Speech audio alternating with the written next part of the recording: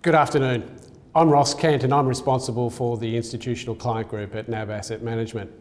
With me this afternoon is Max Cappetta, the CEO of Redpoint Investment Management. Welcome, Max. Thanks, Ross. Great to be here. Thank you. Max, Australian equity investors have been at the forefront of SRI or ESG investing for some time now. As an investor yourself, how do you, or what does it mean rather, to be an SRI investor in Australia? Yeah, thanks, Ross.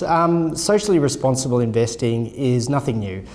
Investors for a long time have used their investment capital to seek changes to the way that businesses operate and avoid a lot of things that they see as distasteful or not essentially socially responsible in the way that their activities are run. Generally, socially responsible investing involves screening out and excluding investment in companies that are involved in activities such as the manufacture of armaments, tobacco, alcohol, involved in pornography and in gambling. Very importantly, more recently, a lot of investors are focusing on the impacts of climate change and looking to avoid companies that are involved in fossil fuel, both mining and also in the emissions of greenhouse gases.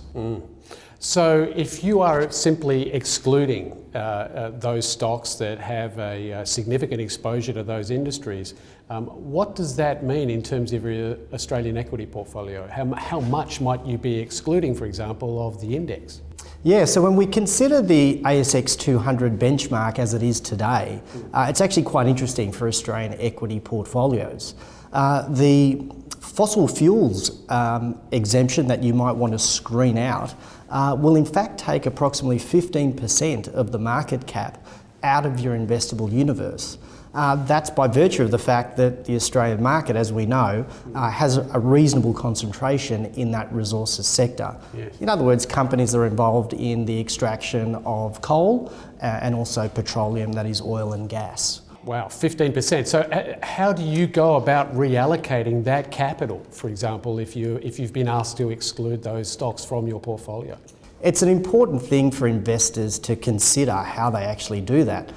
If you take that capital away and then just naively reweight it according to the market cap of the stocks you have left, you'll move from having one bias to essentially having another, which means you're going to put most of that capital into four large banks. And that may not be really well aligned in terms of building a diversified Australian equity portfolio. So Redpoint's approach then to making sure that that capital remains diversified and balanced in terms of the risks, how do you go about it? There's a number of different insights that we think are important when you try and balance an SRI exclusion process with also the objective of building a diversified Australian equity portfolio. There's a couple of things that we do that we believe are important and all investors should do as well. Firstly, it's identifying the sustainability characteristics of a portfolio of assets, and that is looking at the E, S and G, the environmental, social and governance practices of firms. That will lead you to avoid companies that are most at risk of poor practices in that space. Secondly, we believe that stock selection is important. When you need to redeploy such a large amount of assets into the rest of your portfolio, you need to have an understanding of valuation and quality and growth and make sure that you apportion the assets that you've now got to redeploy in the optimal way. And of course, tying all of that together is risk-controlled portfolio construction. That optimization process is critical to make sure that you get the trade-offs right. And Max, I'm imagining too then that ongoing incorporation of the environmental, social and governance factors as part of your research process ensures that you keep ahead of what the new controversies might be. So for example, fossil fuels were relatively acceptable 10 years ago. What might be coming around the corner, you can keep ahead of that as those risks emerge. Absolutely right, Ross. I think a great example potentially is a company such as AGL. If you look on their website, they're very open about the fact that they are Australia's largest greenhouse gas emitting business. Now, we know for a fact that they have actually moved out of coal seam gas extraction a couple of years ago, and they make a large investment into building their renewable energy sources.